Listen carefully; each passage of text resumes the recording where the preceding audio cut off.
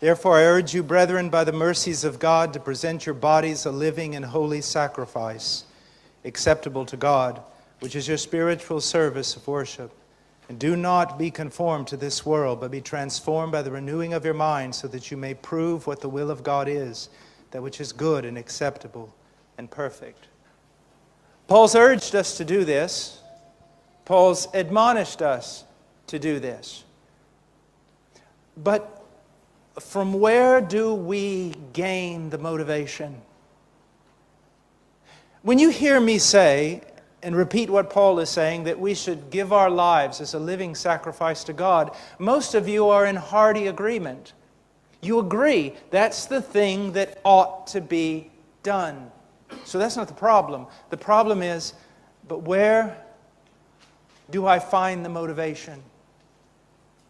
Where do I find the impulse? Where do I find the strength? Where do I find a passion that endures, that continues, so that daily I'm laying down my life, so that daily I'm following Him, so that daily I'm pressing on to know the Lord and to be more useful in His service? Brother Paul, I agree that that's what we ought to do. But I find that I lack the strength and the motivation, the force of will to do it. Now, let me simplify what I'm saying. You should love God more. Is that not true? You should love God more. I should love God more than I do. I should. We all recognize that. You know, a horrible thing a preacher can do is tell you, you need to love God more, but then not tell you how to find a greater love for God. It's like telling someone something they ought to do and then not telling them how to do it, and leaving them there stuck between two opinions, helpless. Well, I'm going to tell you that you need to love God more, that you need to be more passionate about God. You need to be more devoted to God. You need to be more given over to God. But I'm not going to leave you there. I'm now going to tell you how that can be accomplished. And it's not a quick fix. It's something that requires endurance, but it is something that can transform your life over time. And it's found in this text. Look what he says. Therefore, I urge you, brethren, by the mercies of God, to present your bodies a living and holy sacrifice. What are we to do? Present our bodies a living and holy sacrifice. From where does the motivation come? By the mercies of God. Now, what does he mean? The more you understand and comprehend, the more you sound the depths of the mercies of God toward you, the more you will be motivated and strengthened to present your life to Him as a living sacrifice. Or in other words, let me put it this way. The more you understand the mercies of God toward you as they are revealed in the cross, in the gospel work of Jesus Christ, the more empowered you will be to actually grow in devotion and grow in laying down your life for Him. That's what he's saying. By the mercies of God, by your comprehension of these things, by these things becoming greater and greater realities in your life, you will begin to be like the Apostle Paul, constrained to present yourself to Christ, constrained to follow Him. Now, I want you to see something that's very important here.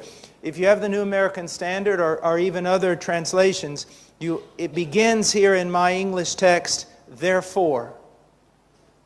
Therefore, I urge you, brethren, by the mercies of God, to present your bodies a living and holy sacrifice. What must we do? Present our bodies a living and holy sacrifice.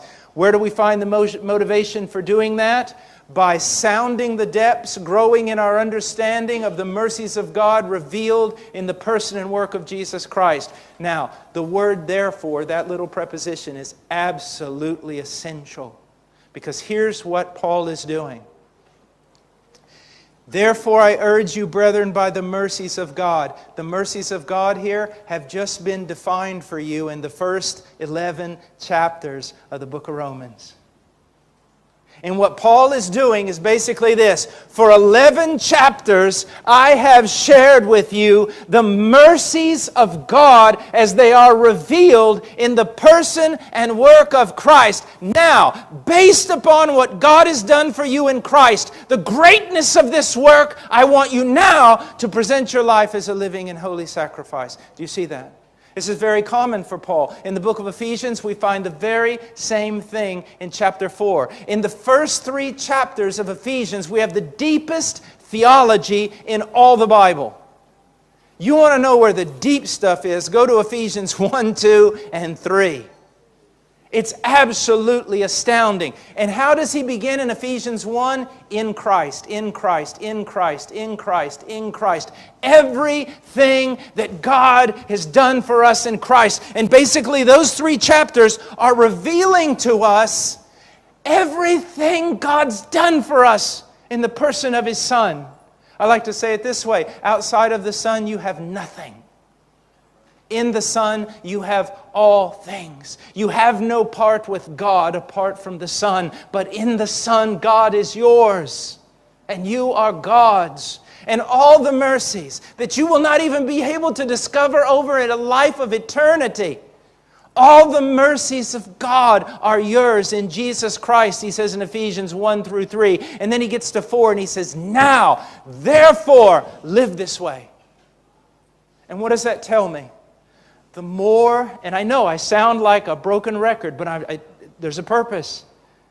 The more I begin to comprehend the mercy and the grace of God in Jesus Christ, not just past mercies, not just present mercies, but even future grace, future mercies that are going to be granted to me throughout all of eternity. The more I understand all of this and how it comes to me only in the death of Christ, the more I am now empowered to live my life.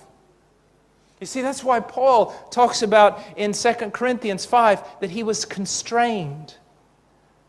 That the love of Christ constrained him. It defined him. It pushed him forward. Everything that he was, it was motivated by his understanding of what God had done for him in Christ.